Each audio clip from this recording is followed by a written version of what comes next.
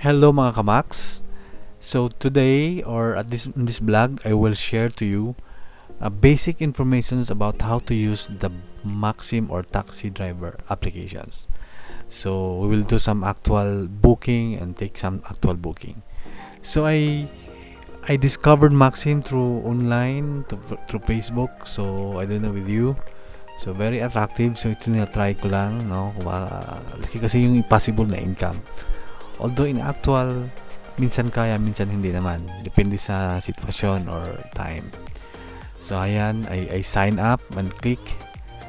And I give you the link later in the comment below on their link and how to fill up the Maxim applications. So once you done fill up, ida-download mo yung applications. Ayan, pupunta ka sa Google Play. If you're using Android, ayan, kiklik mo. Hanapin mo yung may taxi na icon. Ito, taxi driver. That one. Wag yung yellow because yun yung para sa mga kliyente. Okay? Once you install, makikita mo yan sa desktop mo or sa yan. Kiklik mo yan. Here we go. Ino-open na natin yung applications. Yan. Once you see it, yun ang ma-open mo. Daming booking kasi I'm from Cebu. Yan. So, yung sinicircle ko yun ang all bookings. Tapos, but normally, para hindi ka malilito sa daming numbers, go directly to the nearest. Yan, yung sinisircle ko yun ang mga nearest booking. There are 161 dami, no? Okay, so, to turn off ko muna yung naka-green kasi pag hindi, naka-auto confirm yan. So, i-assign ka kaagad. So, baka hindi mo gustuhan yung ma-assign. Kaya, turn off ko para ako yung mamili. So, another feature sa Maxim is you can go to this one, pointing my fingers, that one. Then you will see the black ones are the bookings. So, ang daming bookings on my nearest area. Titignan ko. This is me. Yan. So, yun ako. Yan. So, kita mo daming booking in my surrounding na malalapit lang. Pag kiniklik mo yung black, yun makikita mo yung specific address. Okay, so let's try an actual booking. Ito. Yan, pag kiniklik mo yan, you can see kung saan yung pick-up point. Yan. Then, yung drop-off point. Yan. Ako, yun yung naka-dark green circle. Yun ako. So, malapit lang ako. Diba? Malapit lang ako sa pick-up point. So, okay. Okay. So, kita mo yun, yung how much yung commission ng Maxim. Okay, this one, let's try. Yan. Click mo yan, kikita mo may additional, may tip or may dagdag si ma'am. Very attractive. So, minsan kukuha ko pag may ganon. Okay, so, request mo, waiting kung mako-confirm ni ma'am. Okay, yan, na-confirm. So, kukonfirm mo na bago ka So, once you confirm it, normally, or tinitext, chat ko si ma'am na on my way to and please confirm the booking. Kasi mahirap pag pupunta ka sa lugar on my past experience tapos wala pala, scam yung booking. So, para siguro, communicate ko. O kapag marami kang load or unlimited ka, you can call the client directly.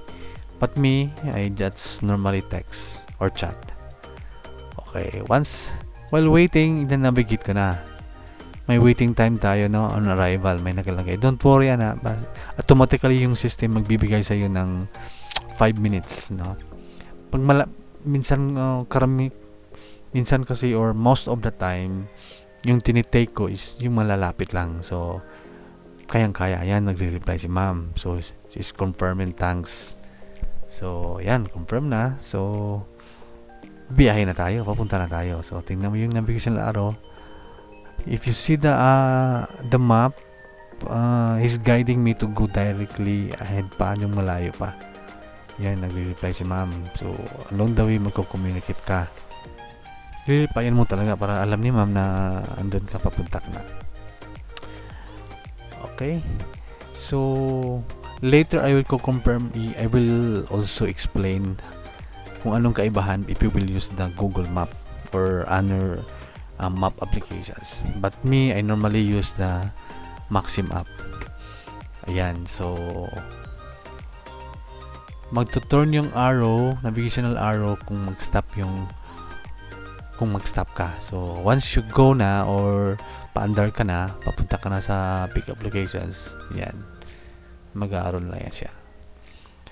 Kung na-observe nyo, hindi ako masyadong mabilis kasi sinusure ko, binabasa ko yung establishment na nilagay ni ma'am. Minsan kasi malayo yung nakapin sa actual na locations. Yan, nandun ako. Hindi na ako umikot sa unahan. Dire nagle-left turn lang ako kasi pwede naman magle-left turn. Okay? So, yan. Just click the arrive. So, may waiting time din si ma'am. So, now I will show you another booking na pinipick up ko na. Then, I'll be using the Google Map. Ayan, na-pick up ko ng booking na to. Let's go mo kasi, okay, na-pick up na. Okay. So, same, kung i-click mo yung ito, kiniklik ko yung address to use the Google Map. Kung yun, yan, pag yun ang kiniklik mo, it will proceed, it will open to a Google Map. So, ang kaibahan sa Google Map, minsan I will not use this one kasi dalawang application na mag-open, kakain niya ng battery. It will drain your battery soon. So, to save my battery, yung ginagawa ko, I'll just use the application sa Maxim. But for the purpose of, showing you or kasi minsan yung Google Map accurate At saka, kahit na nawawala ka na sa linya, ka-guide ka pa rin kung saan yung nakapin sa map. Ayan, so yung Google Map din nagka-guide sa akin na I have to U-turn sa unahan ba. Pwede naman magle-left turn kasi open Ayan, left turn na ako. So, in terms of navigations, mas madali ang Google Map. Kaso lang, kukonsume ng battery sa phone mo. Okay? Ayan, i-set ko yung map. Tapos, go back to the navigation map sa application ng Maxim. Ayan, that's my navigational arrow, the red one. So, nahinto ko naman ako. Ayan, papasok na. Sa actual na locations, malapit lang to. Kaya, to make sure, slowly lang ang pagtakbo ko kasi pag mabilisan minsan, hindi tama yung location. So, once malapit na ako, tinatawagan ko, I'll stop, not on the exact location kasi minsan hindi tama. Kino-call ko si ma'am kung confirm ba na ito ba yung location na gusto niyang i-drop. Ayan, so once mo confirm, hihintayin ko. Okay. So, simple lang mga kamax, no? Ayan.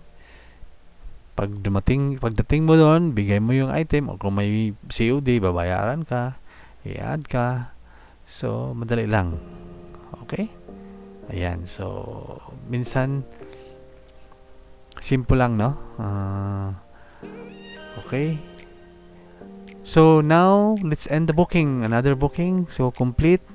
You can change the amount. You can adapt if there's a waiting time. Kung taas, sobra yung waiting time si ma'am. Or normally, I do not collect na. Diretso na lang. Okay? Simple as that, mga kamax. So, I'll be sharing later or soon some tips and also how to load your e-coins or yung para makapag-accept ka ng more bookings kasi yung Maxim is they will just give you initial 30 pesos. Madaling ubusin yan. So, you have to load e-coins or para makapagkuha ka pa ng more bookings. Okay, so please don't forget to subscribe on my channel for more informations about Maxim's driver applications. Okay, enjoy. Thank you, and please don't forget to subscribe.